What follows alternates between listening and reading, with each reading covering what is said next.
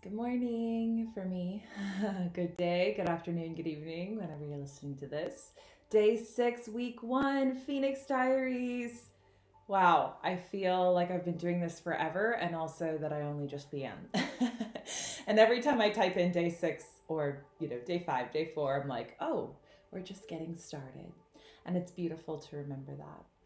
So today was the first day in this series that I hit a sort of hiccup where I was like, what will I speak about today? What will I share? What's on my heart? What's present here? And so whenever I get in that place, before I teach, before I speak, when I'm leading up to holding a cacao circle and 17 people are going to be there, and you know there will be a day where that's not a big number, but right now that's a lot of people, and there's people there that are expecting to connect. They're craving to be a part of community, and my desire is that they leave finding something that will help expand them. And so when I'm getting in my head and when I maybe am getting nervous or anxious, even though I don't like to use that word, I like to swap anxiety for excitement because they really are the same frequency. I always come home to my breath. I close my eyes. I really breathe deeply into my diaphragm. And as my body begins to unravel and soften, I pray. And the power of prayer,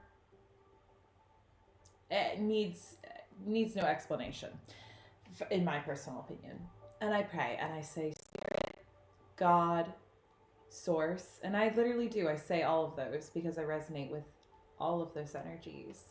Help me, move through me.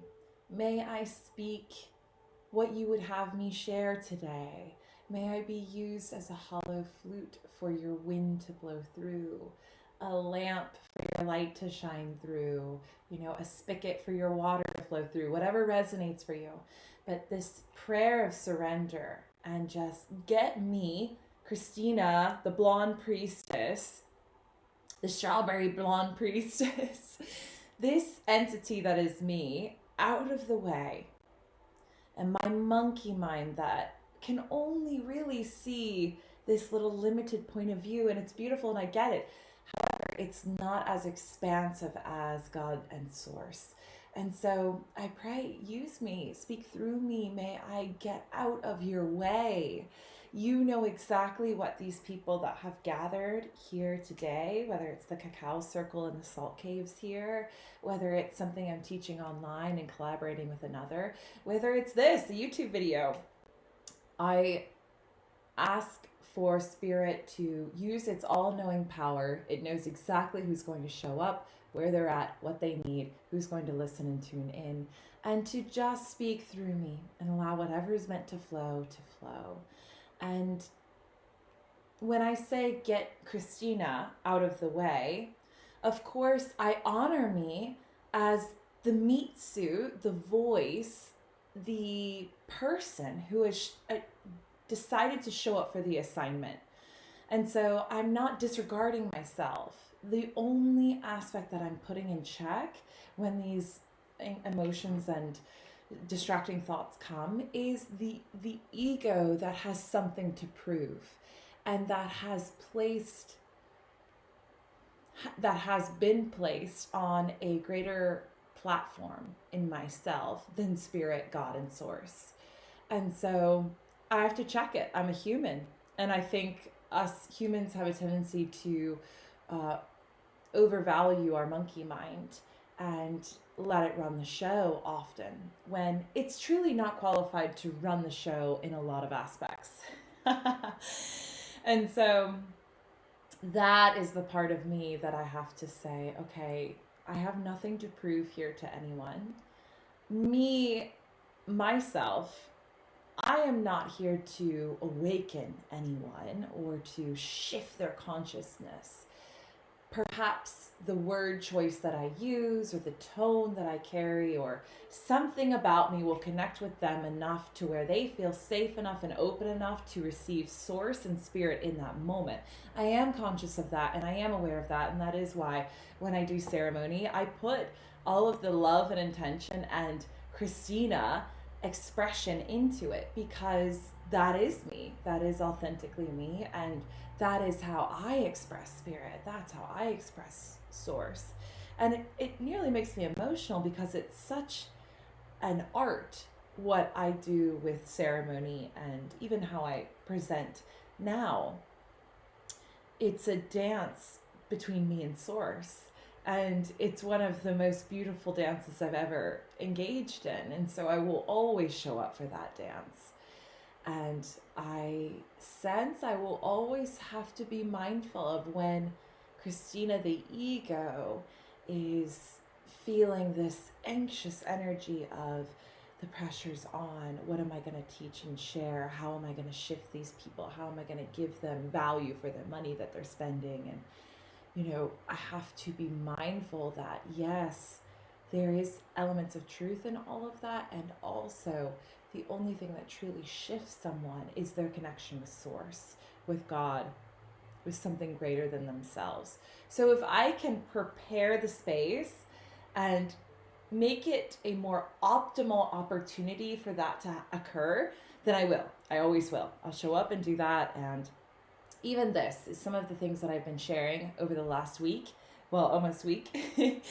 I hope it has awakened you a little bit. And I've been receiving some of your messages about people running their Mayan totem animal and feeling really seen and feeling really connected to the description that they found and resonating with it. And that's beautiful. To me, that is another breadcrumb on the path of awakening, of understanding the self and therefore understanding the world better and being a better lover and a better friend, which is truly what it's about for me. And so on this thread, in this note, the final thing I'll say is I had a private client yesterday for human design in one of the salt caves here, and she was such a beautiful soul from Canada, and we had so much fun reminding her of her human design, because that's really all I'm here to do, is just let the theory flow through me and remind people of what they maybe have forgotten or drifted away from or been conditioned to forget. And so it was powerful and palpable, feeling her awareness of self returning and the strength and the inner glow that came from within her of just like, I knew it. I knew I was designed to be this way. And also the sadness and the tenderness of how many choices she had made that wasn't in that alignment. And just appreciating that she was doing the best she could, and she maybe was pleasing someone else who had conditioned her to be like them. However, she's a much different, more unique being. And it's not more unique, but just different in her own way. And so it was just powerful to see her witness herself and say, I was really doing the best I could, but that was not who I wanted to be when I made these choices. And now I feel empowered to make the choices. And to me, this is anything that you study, anything that you are collecting information on should feel empowering. As you're learning it, your body's letting you know, yes, we are remembering a truth.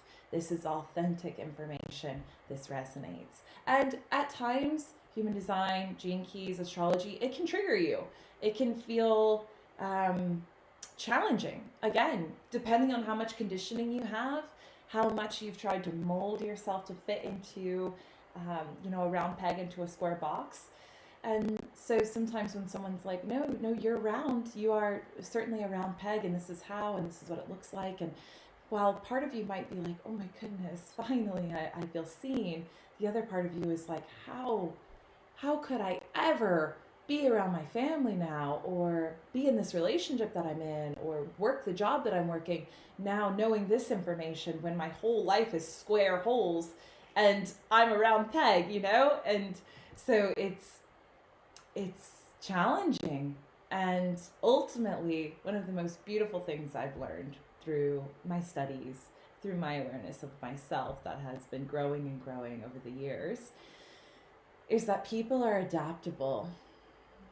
They will learn, they will adjust as you hold the frequency, as you shift your frequency, and as you gently and lovingly inform and place tender, loving boundaries for yourself and with others. They can learn you. If there's willingness, anything is possible. And so, to my client's point about, what will I do now that I have this information? My whole life is designed around this person that I've been behaving as, and it doesn't truly resonate, and it's not really lighting me up. The answer is gently take the next step towards a more authentic version of you. And for her, it was very accurate for her to inform along the way, to share. She was a manifester, to speak her truth and why. And maybe even share that I had a really cool awakening with human design, and this is resonating for me, and I'm going to start exploring and experimenting with this system, and things might start looking a little differently in our relationship, or, and just know that it's me coming into a more fuller alignment. And so she really resonated with that. And I think that informing, when you're working with a manifestor, you're in a relationship with a manifestor, it eases the tension and friction that can be built up sometimes. So this is my story time for today, day 6. Day 6 was an interesting one. I feel like it's kind of cool to be able to share these little speed bumps where sometimes you question everything. Like this morning, I was like, what will I share? What's in the thread of what I already shared? How can I continue on with that flow? My excitement level felt different today. And I know myself enough by now to know that I'm a very emotional being that rides highs, lows, and melancholies often. And so I kind of smiled and I was like, you're about to do something different. And you might not even know what that is, but keep showing up, Christina. Just keep showing up. And a challenge for me is to continue to fly, continue to move forward, even if I don't know exactly where we're going yet. And that is when I summon the generator part of my manifesting generator self. The generator part of me is like, all right, let's just show up and do the work. Let's keep building. And, and the manifestor part of me was just informed enough to get me started, to get me passionate, and to get me on a path. And now I really tap into my generator that is just like, let's keep building.